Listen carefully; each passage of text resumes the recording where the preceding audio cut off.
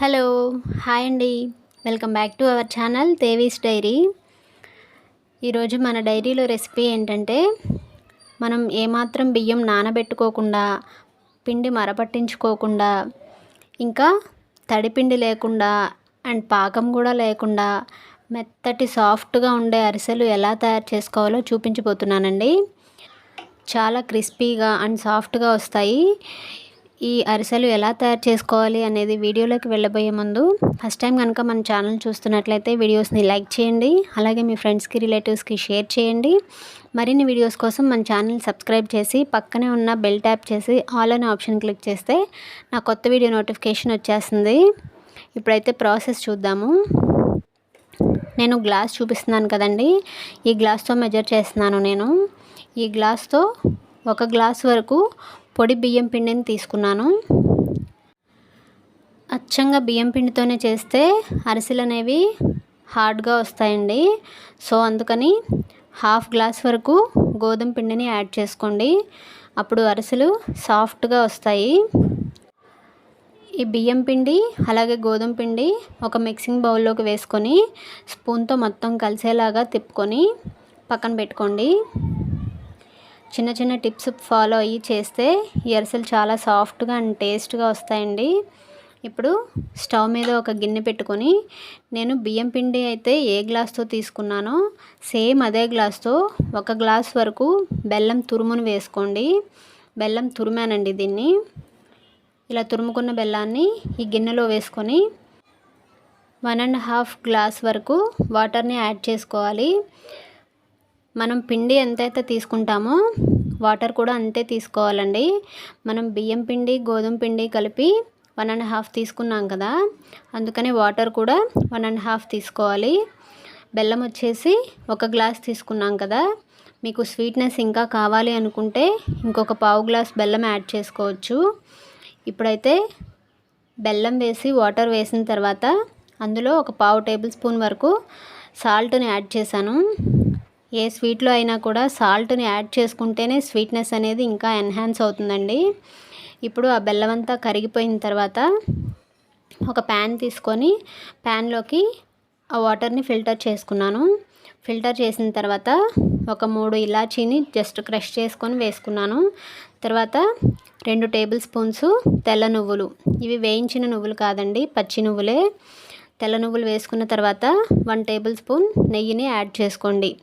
నెయ్యి కూడా వేసిన తర్వాత మనకి పాకం ఏమీ రానవసరం లేదండి.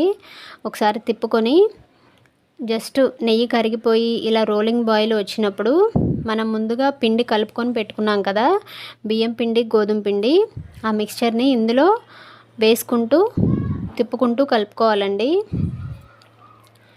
పిండి అనేది ఏమాత్రం ఉండలు కట్టకుండా కలుపుకోవాలి.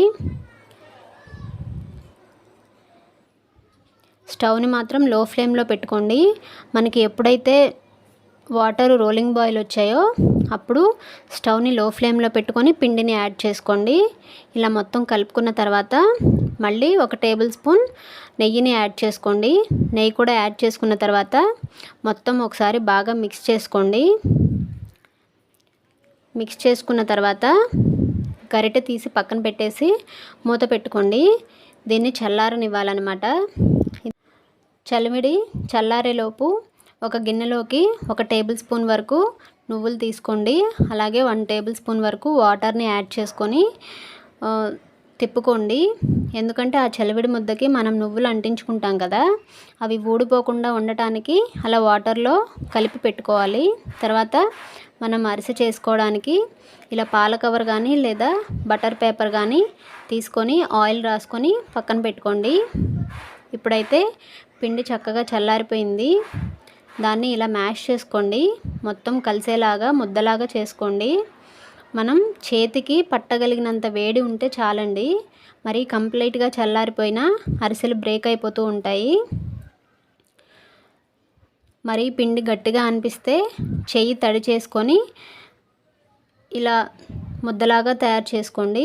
తర్వాత ఇలా కలుపుకొని పెట్టుకున్న తర్వాత చేతికి నూనె కానీ లేదా నెయ్యి కానీ రాసుకొని ఇలా మనకి సరిపడినంత చిన్న ఉండ తీసుకొని ఈ చలివిడిని ప్లేట్ పెట్టేసుకొని చల్లారనివ్వకుండా పక్కన పెట్టుకోవాలి.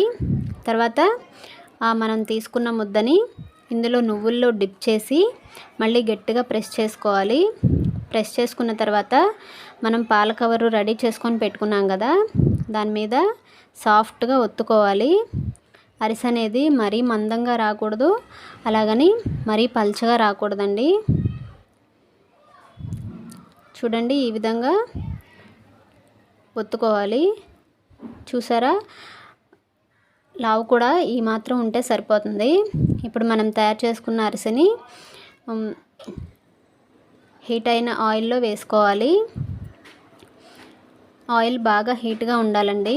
ఇలా పైన నురుగులు వస్తున్నాయి కదా, కాసేపటికి ఈ నురుగులు తగ్గి అరిసె అనేది పైకి వస్తుంది. ఇలా పైకి వచ్చినప్పుడు మనం గరిటెతో ఆ నూనెని పైకి చల్లుతూ ఉండాలి.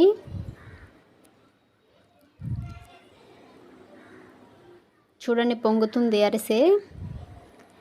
ఈ విధంగా నూనె పైకి చల్లుతూ ఉంటే అరిసె అంతా కూడా చక్కగా పొంగుతుంది. ఇలాగే కింద పైన కూడా టర్న్ చేసుకుంటూ బ్రౌన్ కలర్ వచ్చేలాగా ఫ్రై చేసుకోవాలి. ఇప్పుడు ఈ అరిసెని మనం ఆయిల్ ఏమీ లేకుండా ప్రెస్ చేసుకోవాలి కదా. మీ దగ్గర అరిసెలు ఒత్తుకునేది ఉంటే పర్వాలేదు, దాని మీద ఒత్తుకోండి. లేదంటే ఇలా ఒక బాక్స్ మూతలు 2 తీసుకొని కింద ఒకటి పైన ఒకటి పెట్టుకొని ఈ అరిసెని ప్రెస్ చేయండి. అందులో ఉన్న ఆయిల్ ఏమైనా ఉంటే వచ్చేస్తుంది. ఇంకా ఆయిల్ ఉంది అనిపిస్తే టిష్యూ పేపర్ వేసిన ప్లేట్లో వేసుకోండి. ఎక్సెస్ ఆయిల్ ఉంటే అది కూడా కంప్లీట్గా పోతుంది.